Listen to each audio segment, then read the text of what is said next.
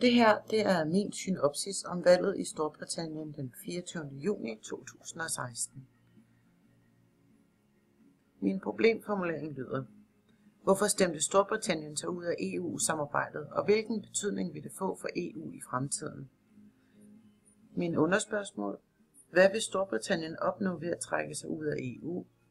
Hvilken betydning vil det have for deres samarbejde med EU fremadrettet? Hvordan skal man holde nationerne i EU, så der ikke er flere, der trækker sig ud af samarbejdet? Hvad vil Storbritannien opnå ved at trække sig ud af EU? Storbritannien vil gerne opnå at have egenrådige politiske bestemmelser. De vil ikke lade sig diktere af EU. De vil fx gerne bestemme, hvor mange flygtninge de skal tage ind i landet, så de kan integrere bedre og tage sig af deres eget folk samtidig. På den måde vil de opnå selvstændighed for første gang i 43 år. De vil tage kontrollen over deres land tilbage. Briterne ønsker at løsrive sig, så de selv kan lave lov og regler på alle områder. Der har længe været modstand mod EU, men det er først nu, de almindelige mennesker i Storbritannien er blevet spurgt, om de stadig ønsker at være en del af EU. Under spørgsmål 2. Hvilken betydning vil det have for deres samarbejde med EU fremadrettet? Det kan jo ende med, at de faktisk bliver udelukket fra samarbejdet med de andre EU-lande. Det kan få fatale økonomiske følger for landet og for alle andre faktisk. Det kan også få den effekt, at de bliver ekskluderet fra f.eks. Interpol, som vi ser det i Danmark i øjeblikket. Der er så mange klausuler, der skal arbejdes med ved en tilbagetrækning fra EU-samarbejdet. Faktisk så tager det 2 år, før man rigtig kan være trukket af det. EU, de kan faktisk gå 2 veje i det her. De kan vælge at være milde og sige, at briterne stadig kan være med på det frie og det indre marked, hvilket ville være det mest generøse at gøre. Men der kan de så måske komme til at sende et signal om, at det er helt okay at trække sig fra forpligtelserne. Man kan stadig være med, selvom man trækker sig. Så vil der højst tænkeligt være flere, der vil trække sig. De kan også vælge at vende briterne ryggen. Så står de helt alene og mister alle fordelene ved at være med i EU. Ingen ved helt endnu, hvad udfaldet bliver fra EU, men må ikke de måske opfinder en helt tredje løsning, så de ikke bliver holdt helt udenfor, men så det heller ikke er attraktivt at trække sig.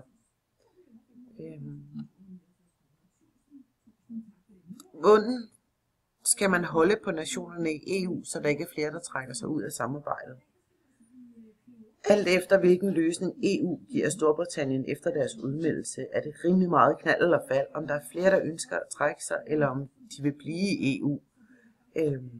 Her tænker jeg, at derfor er EU nødt til at gå rigtig meget i dybden med, hvordan de har tænkt sig at løse det her med, hvad de vil give Storbritannien, og hvad de ligesom vil holde for sig selv, for at det ikke skal blive en dille at trække sig ud af EU, fordi det kan man sagtens gøre, og alligevel være med om det runde bord. Der er de nødt til at finde en middelvej, og ligesom sige, hey, den her gulerod får man altså, hvis man er med i EU, og det her, man kan godt være med til at lege, men man kan ikke være med til at bestemme, hvad vi skal lege.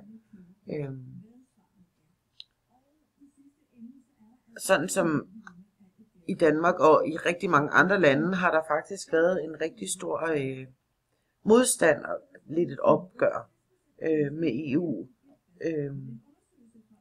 Vi lige set det med det, vi stemte om herhjemme. Med om vi ville give afkald på vores suverænitet. Og det stemte vi jo så nej til. Og det er lidt den måde, det foregår på rundt i verden i EU. Folk vil egentlig gerne være lidt med, men de vil ikke helt give afkald på tingene. Så har jeg min konklusion. Storbritannien stemte sig ud af EU den 24. juni 2016. Dette resulterede i choktilstand i det meste af Europa, da stemmerne var talt op. Ingen havde regnet med dette udslag. Straks begyndte tankerne om flere lande nu ville gå i Englands fodspor.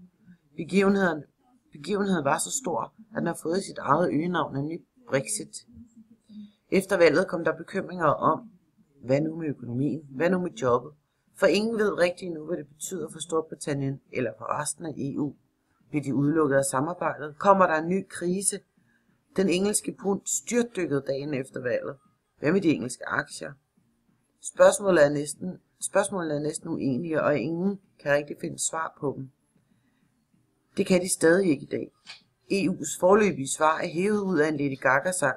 Det er der ikke slået dig ihjel, gør dig stærkere. Efter 43 år i EU har 51,9% af befolkningen valgt at stemme for at forlade EU. Men faktisk tager det 2 år at melde sig ud. Der skal først være enighed om traktater. Og det store spørgsmål er, om Storbritannien får lov at være med i frihandlen og det indre marked efter deres afstemning. Grunden til, at britterne skulle til valg, var, at premierminister David Cameron lovede vælgerne i EU en EU-afstemning, hvis han vandt valget i 2015. Han er selv tilhænger af EU, men på grund af den voksende EU-modstand i landet, vil han give dem en afstemning. Udmeldingen kan gøre, at de danske boligrenter kan blive endnu lavere, end de er i dag. Det kan faktisk også betyde, at det kan ende med at koste penge at have penge stående i banken, hvis bankerne lader kunderne betale de minusrenter, der bliver fra Nationalbanken. Hvis mange lande vælger at gå i britternes fodspor, kan det ende med en opløsning af EU og euroen, og dette vil komme til at blive et meget krævende scenarie.